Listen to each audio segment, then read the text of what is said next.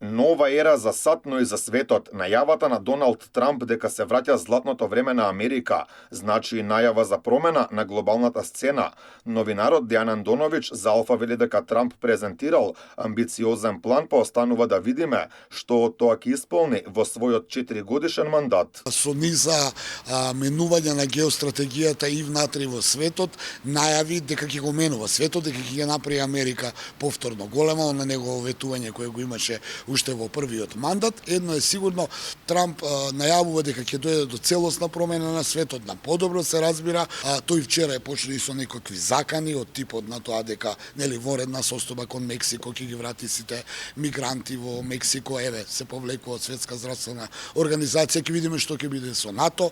На надворешен план, една од главните цели на САД ќе биде свет без војни. Трамп порача дека не е убеден дека примирието во Газа ќе се одржи, но најави дека неговата цел е да биде миротворец. Според него, успехот на неговата администрација ќе се мери по однос на тоа кои војни ќе завршат и во кои војни никогаш нема да се вклучат. Една од војните кои Америка сака да ги заврши е и руската агресија на Украина. Според Андоновиќ, јасно е дека ќе следуваат разговори на оваа тема. Тој веќе им наложил на своите соработници да стапат, да организираат контакти или комуникација и разговор со Путин. Ќе видиме она што го гледаме сега, сме очекување да видиме кога, дали и како ќе разговарат и што ќе биде евентуален исход од разговорот. Може би веќе и разговарале во надворешната политика, ова што го гледаме во медиумите, не е секогаш во реал тајм, туку отпосле ги дознаваме.